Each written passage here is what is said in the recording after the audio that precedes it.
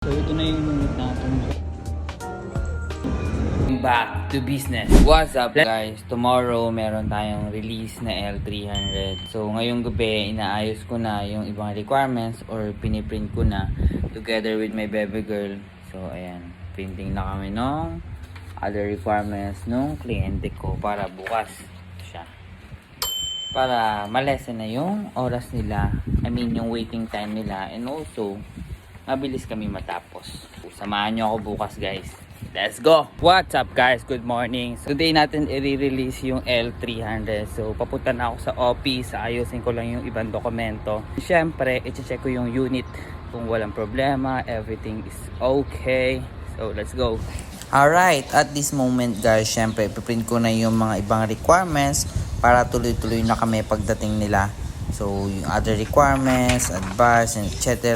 and everything. So i-prepare ko na lahat. Tapos check ko lang ulit sa laptop ko kung may nakaligtaan ako or kung ano pa yung requirements na hiningi ng bangko. What's up guys? So labas lang tayo sa office kasi okay na yung mga dokumento natin, and yung client natin is all the way from Pampanga pa. So like 3 hours magbiyahe nila from there pag mga punta sa office.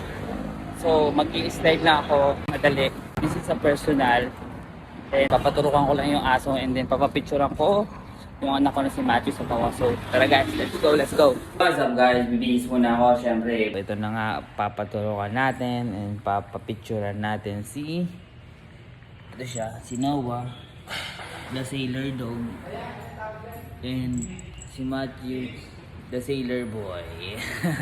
Let's go. So, andito na kami sa Pet Express guys. Papaturukan na muna namin yung aso. So, you pretend I am a photographer. Okay, Matthew, smile!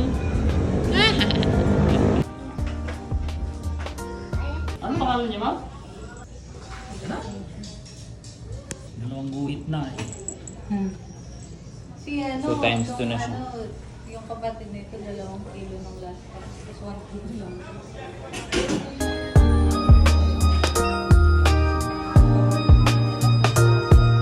Magkano difference sa price ko yan? 75. Yung 5 in 1. Ayun siya. Yung 5 in 1, 600. Yung Okay. 6 in 1. 300 plus yung 975. additional. Sige na. 6 in 1. Ikaw? 6 in 1 ako yan.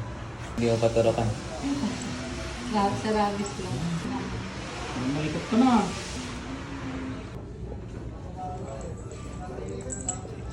Sige, mabita mo na. So yun, tapos na kami guys magpaturok. Now we're going to have a picture. I mean picture ni Sailor Boy.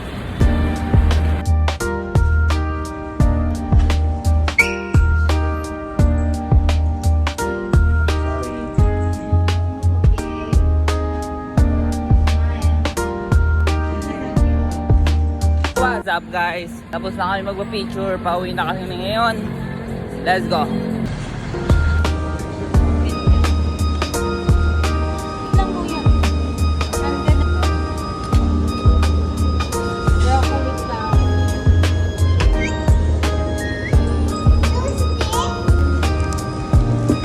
Who's this boy? Ah, it's too hot. You just think we are in the other country pa naglakad tayo dyan.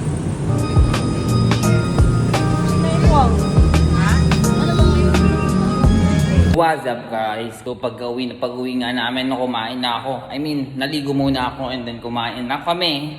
And then syempre, we're going back to business. Let's go!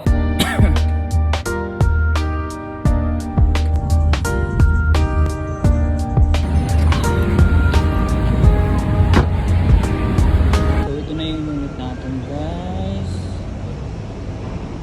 2026 Mitsubishi L300.